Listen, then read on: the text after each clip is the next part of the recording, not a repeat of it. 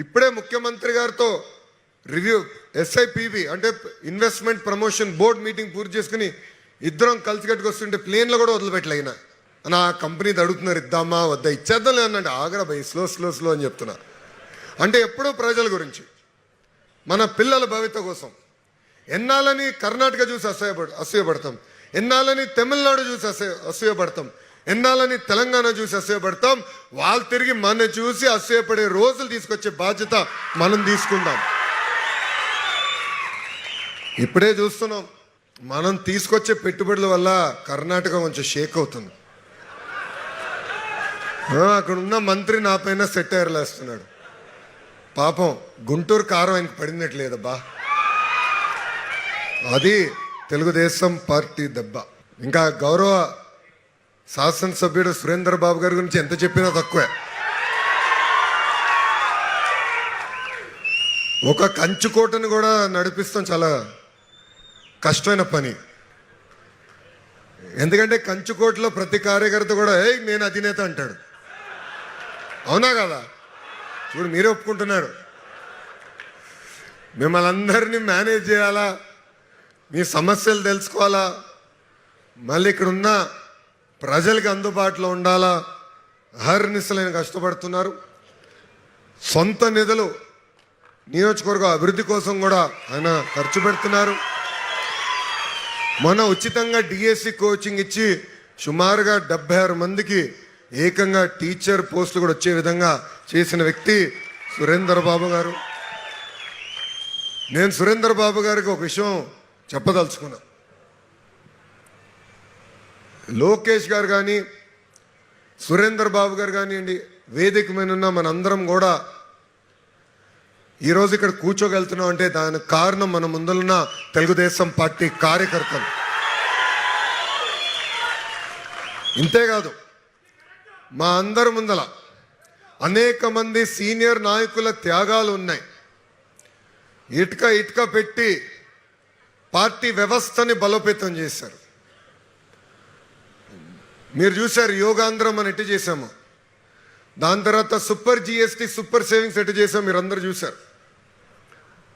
కూర్చోండి స్వామి. అప్పుడు ప్రధానమంత్రి గారి కార్యాలయం నాకు ఫోన్ చేసి, అరే ఒక్క ప్రోగ్రాం చేయమంటే ఎట్లా చేస్తారు రాబాయ్ అంటే మేము చెప్పిన మా ట్రైనింగ్ అలా ఉంటుంది. ఇది తెలుగుదేశం పార్టీ. మేము పుట్టిన దగ్గర నుంచి మేము నేర్చుకుంది ఒకటే, పని చేస్తాం, పట్టుదలతో ఒక కమిట్మెంట్తో పనిచేస్తాం. ఈరోజు పార్టీ స్థాయికి వచ్చింది. ఈరోజు మీ లోకేష్కి ఇంత గౌరవం దక్కిందంటే దానికి కారణం మన ముందల పార్టీ కోసం కష్టపడిన వారు, దాని తర్వాత ఇప్పుడు పనిచేస్తున్న కార్యకర్తలు.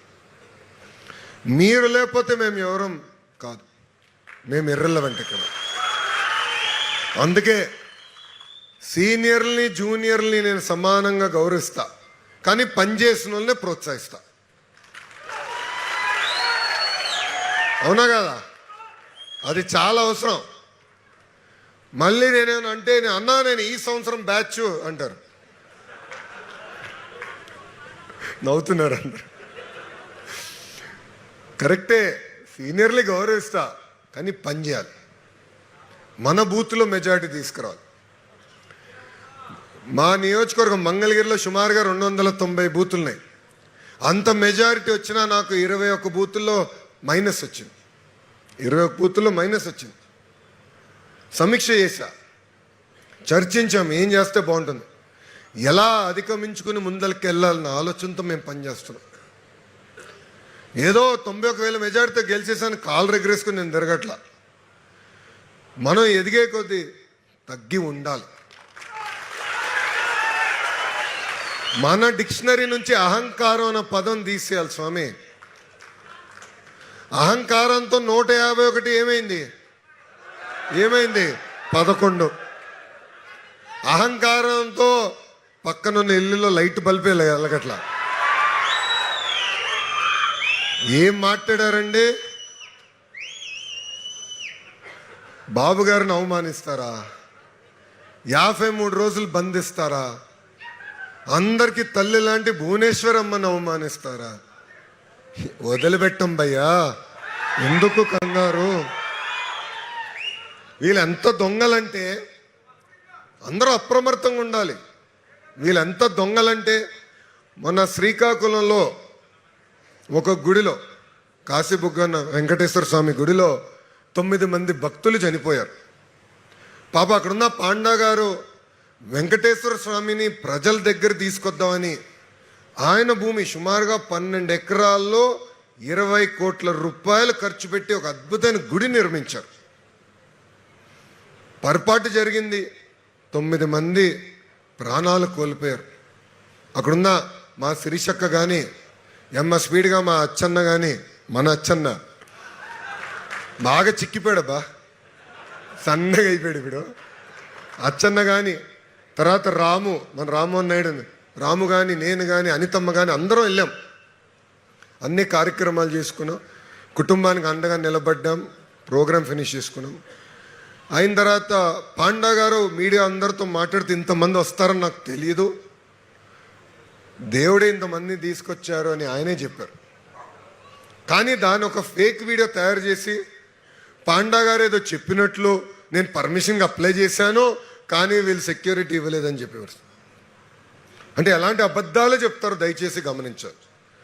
గతంలో చూసాం 2019 నుంచి 24 వరకు కూడా ఒక అబద్ధం చెప్పారు. 34 మంది ఒకే సామాజిక వర్గం చెందిన వాళ్ళు డిఎస్పీలని ప్రమోషన్ ఇచ్చామని చెప్పారు. అవునా కదా? చెప్పారా లేదా? తర్వాత తేలింది ఏంటి, 4 ఉన్నారు ఆ సామాజిక వర్గానికి చెందిన వారని. అంటే చూడండి అబద్ధాన్ని ఎంత బాగా చెప్పగలుగుతారో వాళ్ళు. మనం నిజం అంటే చెప్తే చాలు స్వామి, మనం చేసే పనులు అంటే చెప్పాలి. ఇక్కడ ఉన్న కార్యకర్తలందరూ కూడా ఒక విషయం చెప్పదలుచుకున్నాం. మన పార్టీలో ఒక జబ్బు ఉందండి. ఆ జబ్బు పేరేంటో తెలుసా? అలక. అలక చాలా ప్రమాదకరమైంది అలక. ఎందుకంటే మీరు అలిగే ఇంట్లో పడుకుంటారు, మాకంటే తెలుసు స్వామి నువ్వు అలిగేవలేదు. నేను ఇప్పుడే ఉత్తమ కార్యకర్తలు కలిసినప్పుడు చెప్పిన, అయ్యా జగన్తో ఎంత పోరాడానో 3 రెట్లు ఎక్కువ నేను పార్టీలో పోరాడాను. నమ్మకున్న సిద్ధాంతాల కోసం పోరాడాలి, నమ్మకుంది అవునప్పుడు అహర్నిశలు కష్టపడాలి. మీరందరూ అనుకోవచ్చు లోకేష్ చెప్తే అయిపోతుంది, అంత సీన్ లేదు. బాబు గారు చెప్పాలి, నచ్చ చెప్పాలి, మళ్ళీ 10 మందితో చర్చించాలి. ఎందుకంటే పార్టీ అనేది ఒక వ్యవస్థ, ఒక వ్యవస్థని ముందలు తీసుకెళ్లాలంటే సమిష్టి కృషి అనేది చాలా చాలా అవసరం. సో గతంలో ఈ క్లస్టర్ యూనిట్ బూత్ వ్యవస్థ కానివ్వండి, పార్లమెంట్ పార్టీ అధ్యక్షులు, ఎందుకంటే మనకి ఎప్పుడు జిల్లా పార్టీ అధ్యక్షులు ఉండేవారు. నేను బాబు గారితో గొడవపడి లేదు పార్లమెంట్ పార్టీ అధ్యక్షులు తీసుకురావాలంటే నాకు 1 సంవత్సరం పట్టింది ఆ వ్యవస్థ తీసుకొచ్చేదాన్ని. కానీ నమ్మాను అది కరెక్ట్ పార్టీ, కానీ నమ్మా. మాట్లాడా, పోరాడా, ఒకసారి అవులా, వేరేళ్ళని పట్టుకున్నా, అప్పుడు అవులా, ఇంకొకరు పట్టుకున్నా అవులా, సంవత్సరం తర్వాత అనుకుంది నేను సాధించాను. అందుకే మనందరం కలిసికట్టుగా పనిచేయాలి. అలక అనేది ఉండదు, అలకం మానేయండి. కానీ ఒక డోలో 650 వేసుకోండి, అలకం మానేయండి. ఏమని ఉంటే రండి. సురేంద్ర గారు ఉన్నారు, ఎంపీ గారు ఉన్నారు, అబ్జర్వర్ గారు ఉన్నారు, అదేవిధంగా పార్లమెంట్ పార్టీ అధ్యక్షులు ఉన్నారు, టీజీ భరత్ గారు ఉన్నారు, నేనున్నా. చర్చిద్దాం, మాట్లాడుకుందాం. నేనన్నా మిమ్మల్ని కన్విన్స్ చేస్తాం, మీరన్నా నన్ను కన్విన్స్ చేయాలి తప్ప అలాగే ఇంట్లో పడుకున్నాక లేనే లేదమ్మా.